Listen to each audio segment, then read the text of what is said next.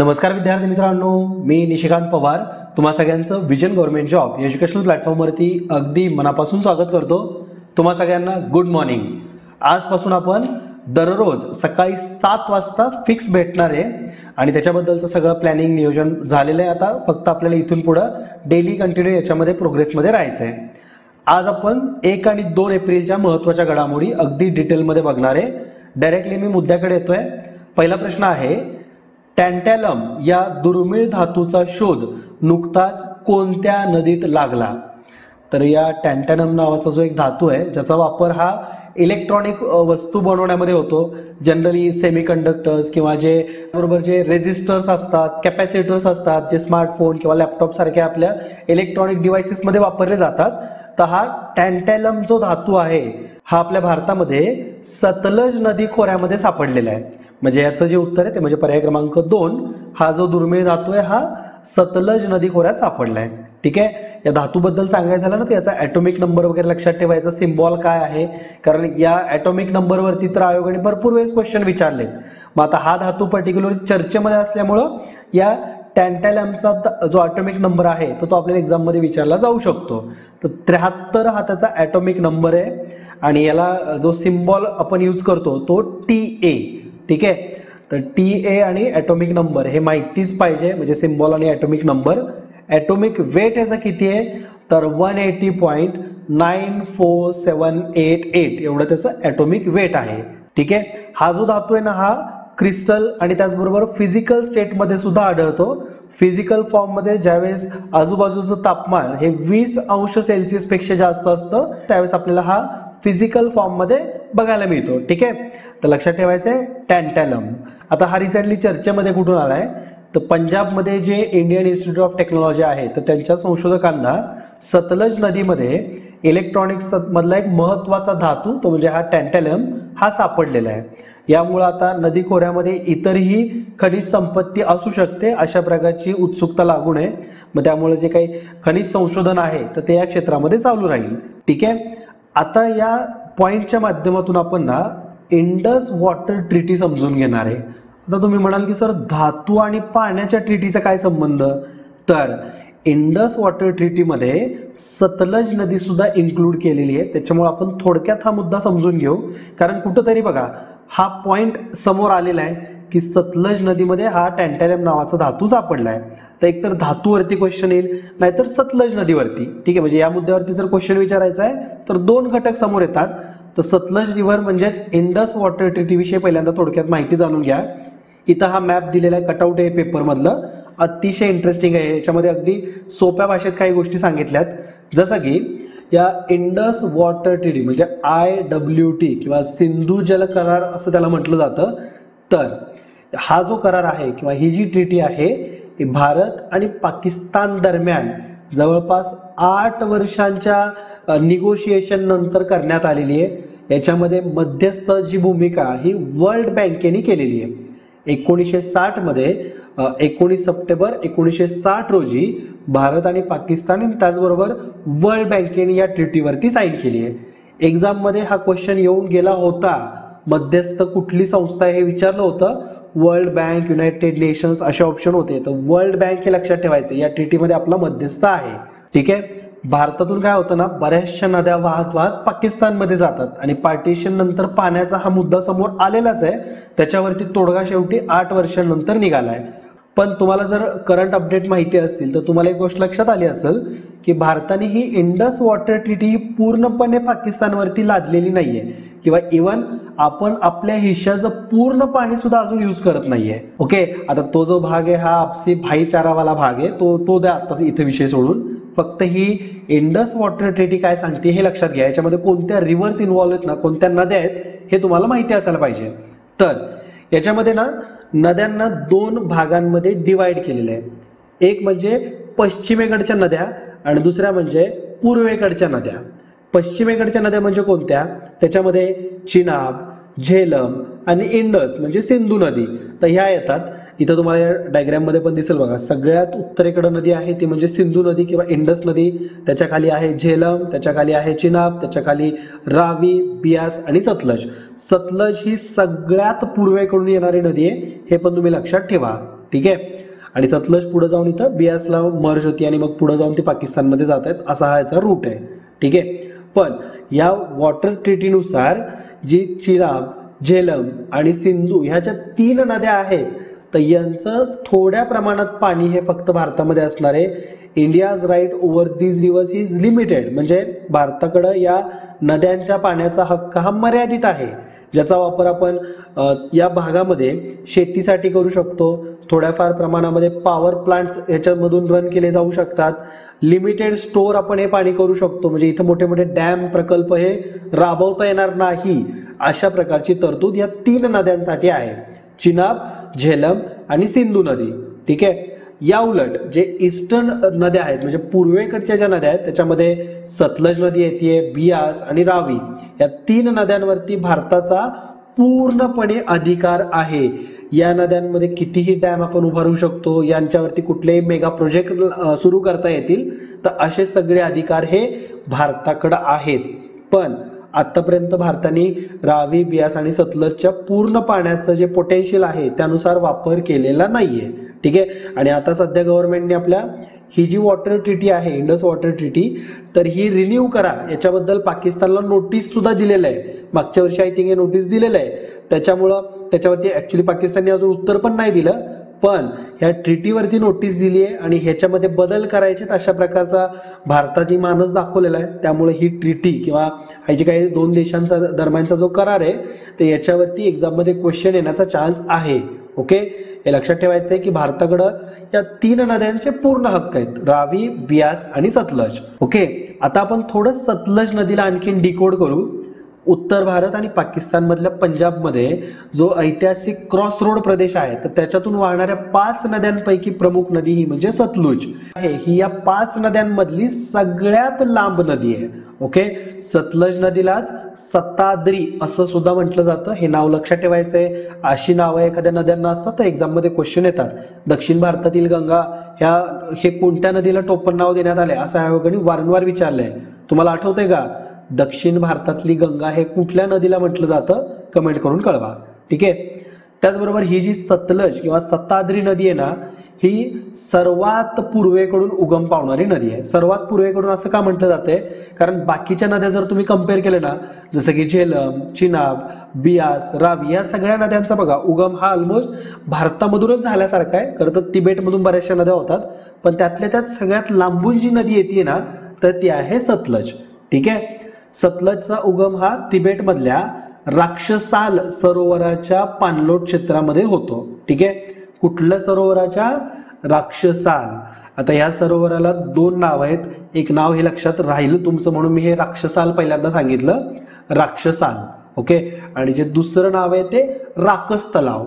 तर राक्षसाल लक्षात राहते ना, राकस हे अगदी मराठीमध्ये म्हटलं जातं, पण राक्षसाल हे या तलावाचं किंवा या पाणलोट क्षेत्राचं खरं नाव आहे.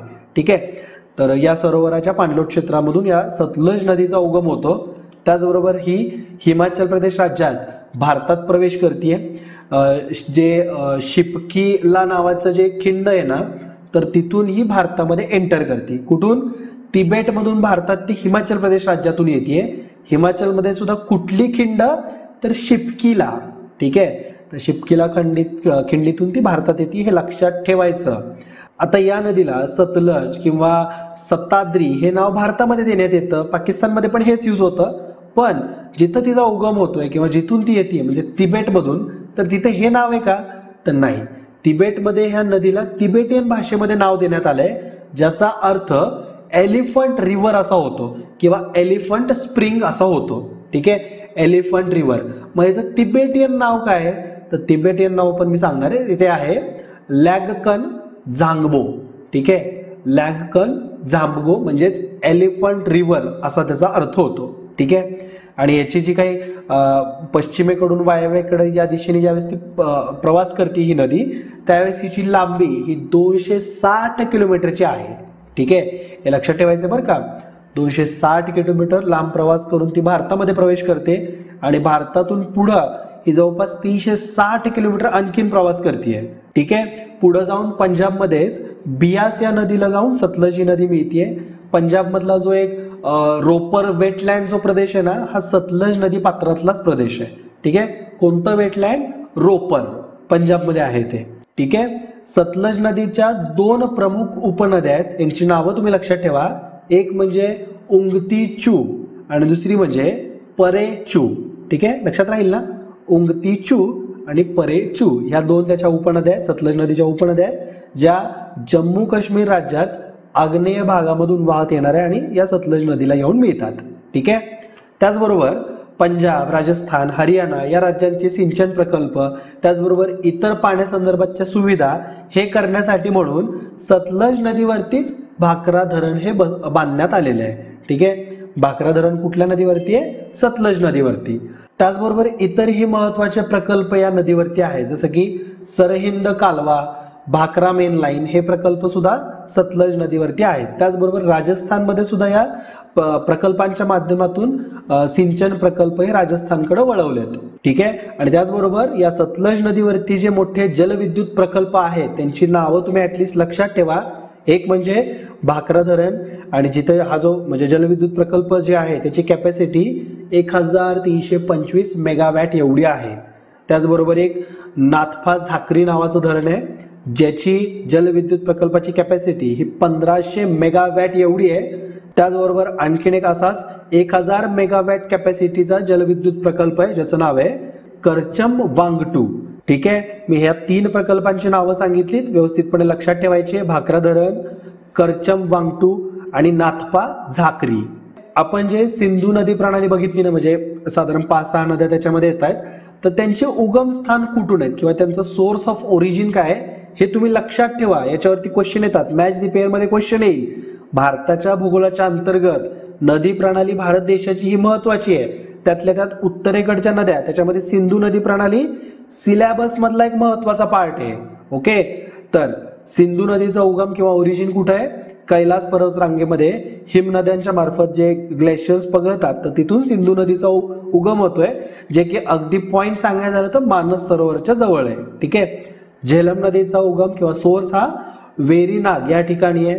चिनाब नदी बाराच्या पासच्या जवळ उगम पावतीये.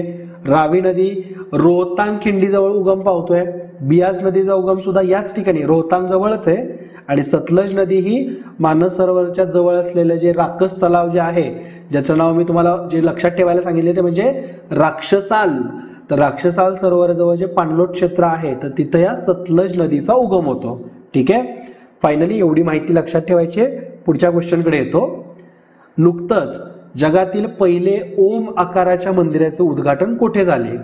तर हा जो आकार दिसतोय, ओम आकार दिसतोय ना, हा कन्स्ट्रक्ट केलेल्या मंदिराचा आकार आहे. ओके. 4-5 मजल्यांची इमारती आहेत आणि खूप मोठ्या कॅम्पसमध्ये आहे. हे सॅटेलाइट व्ह्यूने असा ओम सारखा आकार दिसतोय. ओके. तर हे जे मंदिर आहे हे राजस्थानमध्ये बांधण्यात आलेलं आहे. राजस्थानमध्ये सुद्धा पाली जिल्ह्यात जडन या ठिकाणी हे उभारण्यात आले. जगातलं हे पहिलं ओम आकाराचं मंदिर आहे. 250 एकर कॅम्पसमध्ये हे पसरलेलं आहे. ठीक आहे. हे मंदिर हे जे दक्षिणेतली नागर शैली आहे, तर त्या पद्धतीनुसार हे बांधण्यात आलंय. ह्या ओम नावामधून तुम्हाला लक्षात आलं असेल किंवा ओम अक्षरामधून की हे मंदिर हे महादेवाचं मंदिर आहे. आता हा जो पूर्ण कॅम्पस आहे ना, याच्यामध्ये भरपूर सारे ज्योतिर्लिंग असतील, 12 ज्योतिर्लिंग असतील. महादेवाच्या जवळपास 1008 मूर्त्या या पूर्ण परिसरामध्ये असणार आहेत. 108 वेगवेगळ्या खोल्या याच्यामध्ये आहेत. त्याचबरोबर ह्या मंदिराची उंची ही 135 फुटांपर्यंत आहे आणि 2000 खांबांचा वापर किंवा खांबांचा बेस बनवून हे मंदिर त्याच्यावरती उभारण्यात आले. ठीक आहे. मंदिराच्या शिखराच्या जवळ गर्भगृह आहे, ज्यामध्ये स्फटिकांपासून बनवलेले शिवलिंग ठेवण्यात आले. ठीक आहे. हे लक्षात ठेवायचं आहे. याच्यावरती सुद्धा क्वेश्चन येऊ शकतो आणि ऍटलिस्ट तुम्हाला ही माहिती असायलाच पाहिजे. मंदिराच्या परिसरामध्ये खाली एक ह्याचं वैशिष्ट्य आहे की इथं 2 लाख टन कॅपॅसिटी असलेली मोठी पाण्याची टाकी सुद्धा बांधण्यात आली आहे. ठीक आहे. तर एवढं काही वैशिष्ट्य या मंदिराचं लक्षात ठेवा. एक्झाम पॉईंट ऑफ व्ह्यू महत्वाचं आहे. पुढच्या क्वेश्चनकडे येतोय. फौजदारी प्रक्रिया संहितेचे कलम 144 कशाशी संबंधित आहे? तर आपण म्हणतो ना की CRPCचं कलम 144 लागू आहे. मग ते कशासाठी लागू केलं जातं? तर बेकायदेशीर जमाव जमवणे याच्या संदर्भाचं हे कलम आहे. की आपण 4 किंवा 4 पेक्षा जास्तच्या गटांनी एकत्रितपणे येऊ शकत नाही. ज्यावेळेस कलम 144 CRPCचं लागू केलं जातं तर ही प्रोव्हिजनच आहे की तुम्ही जमाव करू नये. म्हणजे समजा जर काही टेन्स सिच्युएशन असेल तर जर जमाव जमा झाला तर काय होईल, मग काहीतरी म्हणजे प्रतिसाद किंवा असं काहीतरी रिॲक्शन्स होतील ना. मग ते कोणत्या हेतूनी जमा होत आहेत हे माहीत नाही. त्याच्यामुळे हा जर आपण जर CRPC कलम 144 लागू केलं तर कायद्याने सांगितले की तुम्ही जमा होऊ शकत नाही. त्याचबरोबर या कायद्याचा वापर करून अधिकाऱ्यांकडे हा पण एक अधिकार असतो की त्या भागामध्ये इंटरनेट ॲक्सेस हा ब्लॉक करायचा आहे. तर अशा प्रकारचे अधिकार सुद्धा त्या CRPCच्या 144 कलमांतर्गत अधिकाऱ्यांना मिळतात. ठीक आहे. आता तुम्हाला वाटत असेल की सर हे जमावबंदीचा कायदा तुम्ही इथं का घेतलाय, याच्यामध्ये काय रिसेंट न्यूज काय आली आहे. तर रिसेंटली एक अहवाल प्रकाशित झालाय आणि त्यानुसार भारतामध्ये इंटरनेट ब्लॉक करण्याच्या घटनांमध्ये किती वाढ झाली आहे हे सांगण्यात आलंय किंवा भारताची जगाच्या तुलनेतली सिच्युएशन सांगण्यात आली आहे की जगात जेवढे इंटरनेट ब्लॅकआउट होतात, ब्लॅकआउट म्हणजे काय की त्या भागामध्ये तुम्हाला रेंज अवेलेबल नसणार आहे, तर असं जगामध्ये जितक्या वेळेस होईल तर त्याच्यामध्ये भारताचा वाटा हा 60% आहे. ओके, तर ही एक मोठी बाब आहे ना. जर समजा जगामध्ये 100 असे इन्सिडेंट झालेत की 100 वेळा ब्लॅकआउट इंटरनेट ब्लॅकआउट करण्यात आलं तर त्याच्यापैकी 60 सिच्युएशन भारतातच तयार झाल्यात. तर 2020 मध्ये जागतिक अर्थव्यवस्थेच्या एकूण नुकसानापैकी 70% पेक्षा जास्त नुकसान भारतात इंटरनेट बंद झाल्यामुळे झालेलं आहे.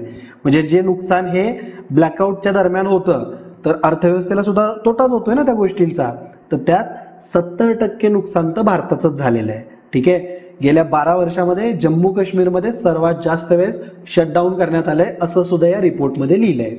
भारतीय टेलिग्राफ कायद्यानुसार भारतीय राज्य आणि केंद्रशासित प्रदेश केवळ सार्वजनिक आणीबाणी किंवा सार्वजनिक सुरक्षिततेच्याच हितांसाठी म्हणून इंटरनेट शटडाऊन करू शकतात. अशा प्रकारची तरतूद भारतीय टेलिग्राफ कायद्यामध्ये आहे.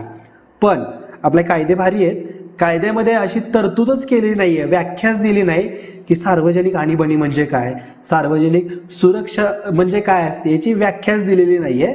त्यामुळे असं म्हणू शकता तुम्ही की ज्यावेळेस अधिकाऱ्यांना वाटेल की आपण ब्लॅकआउट करायचं, इंटरनेट बंद ठेवायचंय तर ते करू शकतात आणि म्हणतील की सामाजिक किंवा सार्वजनिक सुरक्षिततेचं आम्हाला हित जपायचं आहे. ठीक आहे. वर्ष 2017 पर्यंत फौजदारी प्रक्रिया संहितेच्या CRPCच्या कलम 144 नुसार मोठ्या प्रमाणात शटडाऊन लागू करण्यात आले होते असं या अहवाल किंवा या रिपोर्टमध्ये सांगितलेलं आहे. ठीक आहे. पुढच्या क्वेश्चन करता आपण येऊ. नुकतेच बातम्यांमध्ये दिसलेले कॅस्कॅडर्स म्हणजे काय. आता हे स्पेलिंग त्याचं CI आहे पण प्रोनाऊन्स कॅ होतोय. तर कॅस्कॅडर्स म्हणजे काय असं विचारलंय. तर हे इमेजमधून तर तुम्हाला ओळखू येईल की सांगता येईल, आपल्याला पर्याय बघितले आणि इमेज बघितली की सांगता येईल की हे काय भानगड आहे. तर हे काहीतरी किड्यासारखं आहे ना, कीटक आहे. तर पहिल्या पर्याय आपलं करेक्ट उत्तर आहे. तर यस, हे कीटकच आहे पण एक्झाममध्ये इमेज देत नाही. तो एक्झाममध्ये असंच विचारतात की हे कॅक्टॅडस हे कशा संदर्भात आहे. तर ध्वनी निर्माण करणारे कीटक आहेत, हे किरकिर करत असतात ना, तर हे ते आहेत. तर आता हे न्यूजमध्ये कुठून आले तर यांची एक रिसंट प्रजाती कॅक्टॅडसची, एक बटरफ्लाय कॅक्टॅडस नावाची जी एक रिसंट प्रजाती आहे तर ती आपल्याला बघायला मिळाली. पण कुठं तर आपल्या नॉर्थ ईस्ट राज्यांमध्ये, त्यामध्ये खास करून मेघालयमध्ये. शास्त्रज्ञांनी मेघालयमध्ये या कॅसॅडसची नवीन प्रजाती शोधून काढली आहे ज्याला बटरफ्लाय कॅसॅडस असं नाव देण्यात आलं किंवा असं नाव दिलेलं आहे. आता हे कॅकॅडस जो आहे ना हा जनरली वाळवंटा किंवा गवताळ प्रदेशामध्ये बघायला मिळालेला आहे. यापूर्वी म्हणजे अशा भारतामध्ये यांच्या 3000पेक्षा जास्त वेगवेगळ्या प्रजाती आहेत पण हे फर्स्ट टाइम आपल्याला मेघालयमध्ये बघायला मिळत आहेत. तर ह्या कीटकाचं नाव तुम्ही लक्षात ठेवू शकता कारण चर्चेमध्ये आलेलं आहे. कॅक्टॅडस हे कशा संदर्भात आहे तर कीटक किंवा हा एक आवाज तयार करणारा कीटक आहे. ठीक आहे. पुढच्या क्वेश्चनकडे येऊ. डॅश डॅश हे पश्चिम घाटातील सर्वोच्च शिखर आहे. पश्चिम घाट म्हणजे वेस्टर्न घाट्स. इथे इमेजमध्ये दाखवलं बघा, आपल्या गुजरातपासून सुरू होत आहे, महाराष्ट्र, गोवा, कर्नाटक असं खाली खाली जात अगदी भारताच्या शेवटच्या टोकापर्यंत पसरलेला आहे. जवळपास 1,64,280 स्क्वेअर किलोमीटरचा एरिया हा या वेस्टर्न घाट किंवा पश्चिम घाटाच्या अंतर्गत येतो. तर आपल्याला विचारलंय की इथलचं सर्वात उंच शिखर कोणतं आहे. तर महेंद्रगिरी आहे का तर नाही. तर अन्नाईमुडी हे इथलचं या पश्चिम घाटातलं सर्वात उंच शिखर आहे. ठीक आहे. याची उंची किती आहे तर 2695 मीटर एवढी या शिखराची उंची आहे. ठीक आहे, पश्चिम घाटातलं हे सर्वोच्च शिखर आहे आणि अन्नाईमुडी हे केरळ राज्यामध्ये आहे. या मॅपमध्ये जर तुम्ही इथं बघाल ना, तर बघा हे लाल डॉट जो छोटासा दिसतोय हा केरळ आणि तामिळनाडूच्या बॉर्डरवरती आहे बघा, पण हे केरळ राज्यामध्ये येतोय. अन्नाईमुडी कोणत्या राज्यात आहे? तर केरळ, लक्षात ठेवायचं. ठीक आहे, केरळमधलं पण हे सर्वोच्च शिखरच आहे आणि दक्षिण भारतातलं याला भारताचं एव्हरेस्ट म्हणून ओळखलं जातं. ठीक आहे, म्हणजे दक्षिण भारताचं एव्हरेस्ट कुठलं आहे? तर ते आहे अन्नाईमुडी. ठीक आहे, आता हे चर्चेमध्ये का आलंय? आपण अन्नाईमुडी संदर्भातचा प्रश्न इथं का घेतलाय? कारण रिसेंटलीच IIT मुंबईच्या एका अभ्यासानुसार असं लक्षात आलंय की 1990 ते 2020 म्हणजे ह्या जवळपास 30 वर्षांच्या कालावधीमध्ये पश्चिम घाटातील जमिनीची धूप ही 94% वाढली आहे. जमिनीची धूप 94% वाढली आहे. बघा म्हणजे किती मोठा नंबर आहे हा. आता हे जमिनीची धूप वगैरे आपल्या एक्झामसाठी आहे का महत्वाचं? हो, आपल्या सिलेबस मधला पॉईंट आहे. एकदा सिलेबस घेऊन बघा. जे मुद्दे सिलेबस मधले आहेत ना त्याच ओरिएंटेड क्वेश्चन आम्ही या लेक्चर्समध्ये घेत असतो. म्हणून मी तुम्हाला म्हणतो की हे लेक्चर अजिबात मिस करायचे नाहीत. प्रत्येक पॉईंट व्यवस्थितपणे ऐकायचा आहे, कारण हे सगळे मुद्दे सिलेबस ओरिएंटेड आम्ही घेतो. आणि त्याचबरोबर आता ज्यावेळेस हे मुद्दे समोर येत आहेत तर आपण त्या रिलेटेड सगळ्या कोर इन्फॉर्मेशन बघतो. त्यामुळे हे लेक्चर फक्त करंट अफेअरचे नाही आहेत, तर तुमच्या सब्जेक्ट ओरिएंटेड लेक्चर सुद्धा आहेत. ठीक आहे, पश्चिम घाटाविषयी आपण आणखीन जाणून घेऊ की युनेस्कोच्या जागतिक वारसा स्थळामध्ये याला स्थान देण्यात आलेलं आहे. इवन जे पृथ्वीवरती जे वेगवेगळे असे जैवविविधतेचे जे हॉटस्पॉट आहेत, बायोडायव्हर्सिटीचे हॉटस्पॉट, तर त्यापैकी एक आहे तो म्हणजे पश्चिम घाट, ज्याला आपल्या महाराष्ट्रामध्ये आपण याला सह्याद्री पर्वतरांग म्हणून ओळखतो. ठीक आहे, यामध्ये राष्ट्रीय उद्यानं आहेत, वन्यजीव अभयारण्य आहेत, राखीव वनक्षेत्र आहेत, अशा बऱ्याचशा गोष्टींचा समावेश पश्चिम घाटामध्ये होतो. तामिळनाडू, केरळ, कर्नाटक, गोवा, महाराष्ट्र, गुजरात असा याचा दक्षिणेकडून उत्तरेकडचा क्रम आहे. ही लाईन किंवा हे विधान जे आहे ना की याचा पश्चिम घाटाचा विस्तार दक्षिणेकडून उत्तरेकडे कसा झालेला आहे, कोणत्या कोणत्या राज्यातून झालेला आहे, लक्षात ठेवायचं. तामिळनाडू, केरळ, कर्नाटक, गोवा, महाराष्ट्र आणि शेवटी गुजरात. ठीक आहे, जर सुरुवात बघितली उत्तरेकडून कशी होतीये, तर गुजरातमध्ये पश्चिम घाटाची सुरुवात ही तापी नदीपासून झालेली आहे. ठीक आहे, तर लक्षात ठेवा नदी कुठल्या नदीपासून याची सुरुवात होतीये? तापी नदी. ठीक आहे, आता पश्चिम घाट हा भारतासाठी सुद्धा खूप महत्वाचा आहे आणि बायोडायव्हर्सिटीचा हॉटस्पॉट सुद्धा आहे. तर पश्चिम घाटाच्या अभ्यासासंदर्भात संरक्षणासाठी म्हणून भरपूर साऱ्या समित्या गठीत करण्यात आल्यात. 2 महत्वाच्या समित्या तुम्ही लक्षात ठेवायच्या. एक म्हणजे माधव गाडगीळ समिती, म्हणजे माधव गाडगीळ हे त्या समितीचे अध्यक्ष होते. पश्चिम घाट पर्यावरण तज्ज्ञ समिती असं त्याला म्हटलं जातं. आणि दुसरी अशीच एक समिती आहे डॉक्टर के कस्तुरी रंजन यांच्या अध्यक्षतेखाली, ही सुद्धा एक उच्चस्तरीय कार्यगट होता. हे सुद्धा पश्चिम घाट पर्यावरण तज्ज्ञ समिती आहे. ठीक आहे, हे लक्षात ठेवायचे आहेत. या समितींवरती क्वेश्चन येतात. माधव गाडगीळ समिती कशा संदर्भात होती असं जर विचारलं तर आता तुम्ही सांगू शकाल पश्चिम घाटाचं संरक्षण करण्यासंदर्भातची ही समिती आहे, एक तज्ज्ञ समिती म्हणून ही गठीत करण्यात आली होती. त्याचबरोबर के कस्तुरी रंजन ही सुद्धा समिती याच कामासाठी गठीत केली, उच्चस्तरीय कार्यगट होता. ठीक आहे, पुढच्या क्वेश्चनकडे येऊ. पॉक्सो अधिनियमाच्या व्याख्येनुसार कोणत्या वयाच्या मुलांना अल्पवयीन मानले जाते? तर हा एक महत्त्वाचा कायदा आहे. तर पॉक्सो हा जो कायदा आहे याच्या अंतर्गत जे अल्पवयीन मुलाची व्याख्या आहे तर ती आहे 18 पेक्षा कमी. ज्यांचं वय मुलगा असो किंवा मुलगी तर त्यांना पर्सन म्हणून कन्सिडर केलं जातं. ज्यांचं वय हे 18 पेक्षा कमी आहे, ठीक आहे, अल्पवयीन त्यांना मानलं जातं. म्हणजे याच्यामध्ये असं स्पेसिफिकली मुलगा किंवा मुलगी अशी टर्म यूज केली नाहीये. त्यामुळे हा कायदा खूप महत्त्वाचा कायदा मानला जातो. भारतामधला अगदी ज्या सेक्शुअल हॅरासमेंट रिलेटेड ज्या केसेस होतात ना तर त्याच्या संदर्भातचा एक महत्त्वाचा कायदा आहे हा. 2012 मध्ये हा इंट्रोड्यूस झालेला आहे. यापूर्वी भारतामध्ये पुरुषांवरती अत्याचार होण्यासंदर्भात एकही कायदा नव्हता, किंवा खास करून म्हणजे मुलं किंवा बॉय म्हणून जे येतात ना तर त्यांच्यावरती सेक्शुअल हॅरासमेंट होतच नाही असा कन्सेप्ट भारतामध्ये मानला जातो, पण ते साफ चुकीचं आहे. तर खास करून इथं ॲटलिस्ट लहान मुलांना तरी संरक्षण मिळावं यासाठीचा हा पॉस्को हा कायदा आहे, ज्या अंतर्गत मुलगा किंवा मुलगी अशी टर्म न यूज करता 18 वर्षापेक्षा कमी हे पर्सन कन्सिडर होत आहेत. म्हणजे जेंडर इथं कन्सिडर केलं जात नाही. ज्याच्या गुणावरती अत्याचार झालेला आहे, अशा प्रकारे सेक्शुअल हॅरेसमेंट झालेली आहे, याला इथं समान दर्जाने बघितलं जातं, ज्यांचं वय 18 पेक्षा कमी असेल त्यांना. ठीक आहे. हे आता मुद्दा चर्चेत कुठून आलाय, तर रिसेंटलीच ना केरळ उच्च न्यायालयामध्ये एक केस आलेली आणि ती केस त्यांनी पॉक्सो कायद्याचा वापर करून चालवली जावी अशा प्रकारचा तर्क दिलेला आहे. पॉक्सो कायदा म्हणजे काय, हा याचा जो फुल फॉर्म आहे तो पहिल्यांदा लक्षात ठेवा, the protection of children from sexual offence act. तर 2012चा हा कायदा आहे आणि या अंतर्गत मुलांना संरक्षण मिळावं, अशा सेक्शुअल हॅरेसमेंट गोष्टींपासून त्यांना संरक्षण मिळावं, त्याचबरोबर ज्याच्यावरती अशा प्रकारची घटना घडली आहे त्याला पुढील आयुष्य निरोगी शारीरिक आणि मानसिकदृष्ट्या जगता यावं, भावनिक बौद्धिक सामाजिक विकास त्याचा व्हावा. तर त्यात म्हणजे पर्टिक्युलर त्या ज्याच्यावरती अन्याय अत्याचार झालाय अशा मुलाच्या हितांचं रक्षण करण्यासाठी म्हणून हा कायदा इंट्रोड्यूस करण्यात आला आहे.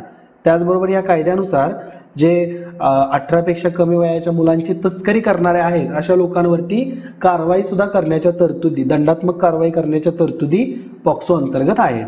ठीक आहे.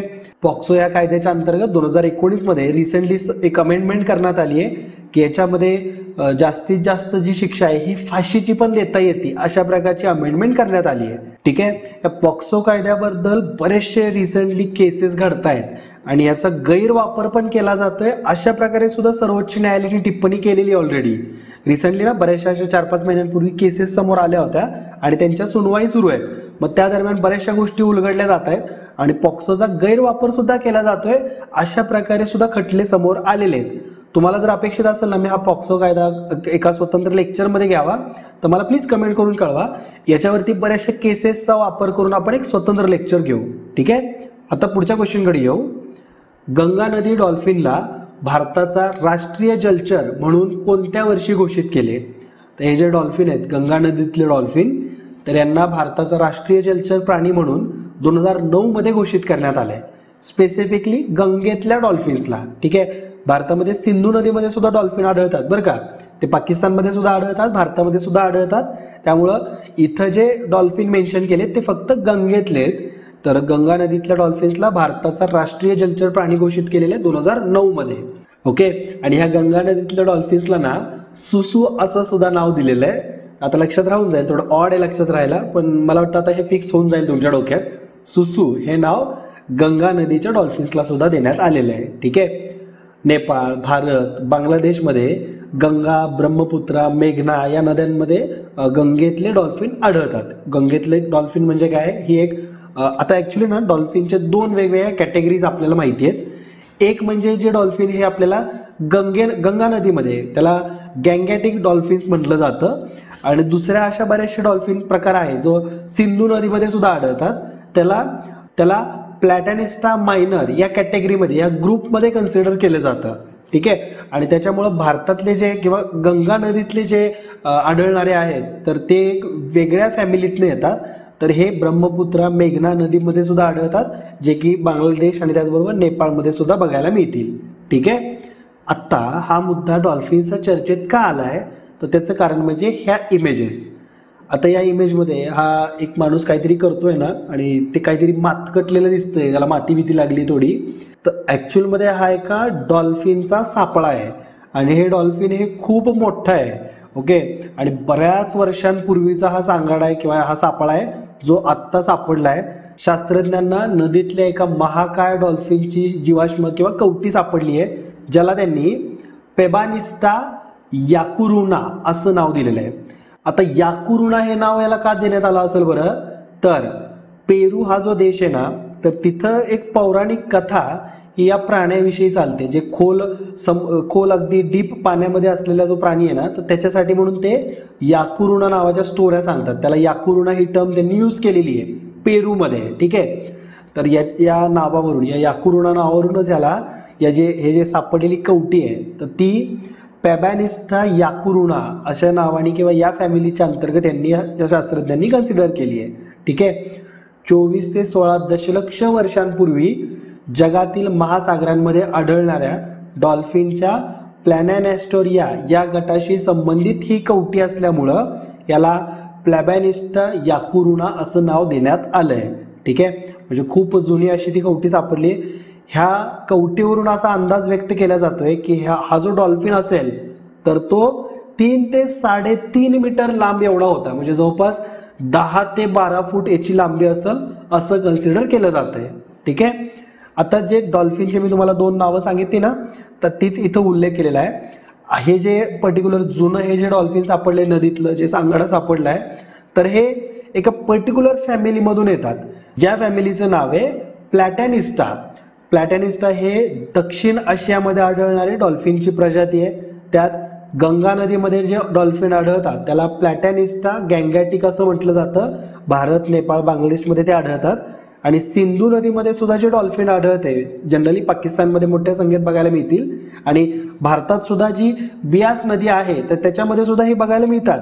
तर त्यांना प्लॅटॅनिस्टा मायनर असं कॅटेगराईज करण्यात आलं. या फॅमिलीला प्लॅटॅनिस्टा मायनर असं म्हटलं जातं.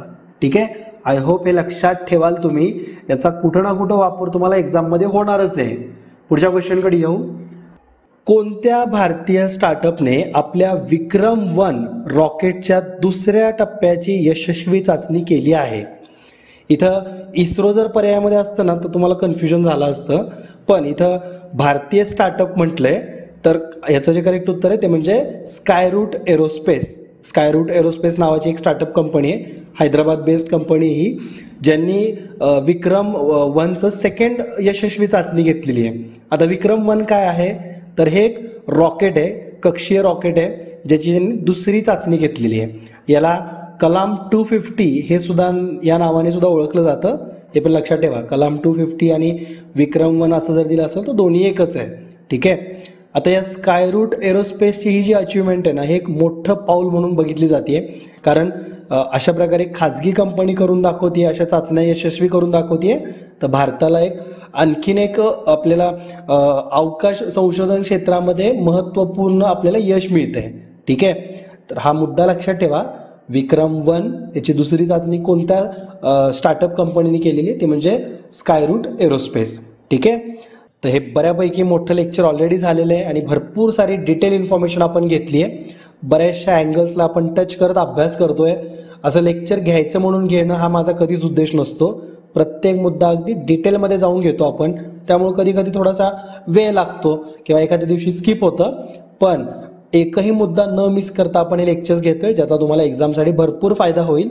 असाच अभ्यास तुम्ही स्वतःसुद्धा करायचा आहे. आज जे तुम्हाला होमवर्कचे टॉपिक मी देतोय तो आहे कोकणातील नदी प्रणाली अभ्यासा. त्यामध्ये मग म्हणजे हा महाराष्ट्राच्या भूगोलाच्या अंतर्गतचा मुद्दा कंप्लीट होतो. आता हा अभ्यास कसा करणार, PYQ पहिल्यांदा बघायचे, त्यानंतर जो तुम्ही अभ्यास ज्या पुस्तकातून करताय ते वाचा, नोट्स काढा आणि त्याच्यानंतर प्रॅक्टिस क्वेश्चन सॉल्व करायचे. ह्याला अराउंड 5-1 तास लागतील. मोठा विषय आहे हा. कोकणातील नद्या जनरली 2 टप्प्यांमध्ये अभ्यासायला पाहिजेत, उत्तरेकडच्या आणि दक्षिणेकडच्या. ठीक आहे, म्हणजे चांगला अभ्यास होईल. त्यानंतर वेळ शिल्लक राहिला की लगेच मूलभूत हक्कांकडे यायचं आहे. सब्जेक्ट स्विच पण करता आलं पाहिजे. महाराष्ट्राच्या भूगोलातून राज्यशास्त्राकडे आपण येतोय. मूलभूत हक्क आपण ऑलरेडी करत आलोय ना, 4-5 प्रकारचे ऑलरेडी बघितले. समता, स्वातंत्र्य, शोषणाविरुद्धचा, धार्मिक हक्क हे आपण बघितलेले आहेत. तर तसाच आज सांस्कृतिक व शैक्षणिक हक्क मूलभूत हक्कांच्या अंतर्गत येतात. ते तुम्ही व्यवस्थितपणे अभ्यासा. महत्त्वाची कलमं बघा. प्रश्न बघताना म्हणजे मागच्या वर्षीचे प्रश्न जरी याच्यावरती भरपूर नाही सापडले तरी स्वतः क्वेश्चन तयार करा. ठीक आहे, एखादे 2 क्वेश्चन तर दिसतातच, पण जास्त क्वेश्चन्स हे तुम्ही जो नोट्स बनवल्यात त्यातून स्वतः बनवा, म्हणजे चांगला अभ्यास होईल. ओके, आणि अभ्यास करताना स्वतःच्या अक्षरातल्या नोट्स वाचून अभ्यास होतोय, पुस्तकं वाचून अभ्यास होतोय हे लक्षात ठेवा. बाकी यूट्यूबवरती लाईव्ह लेक्चर बघून अभ्यास होत नसतो, तो तुम्हाला वेळ लावण्याचा धंदा आहे. ठीक आहे, तर भेटूत नेक्स्ट लेक्चरमध्ये. हसत खेळत अभ्यास करा, हेल्दी फूड खा आणि आईवडिलांची काळजी घ्या. जय हिंद, जय महाराष्ट्र. धन्यवाद.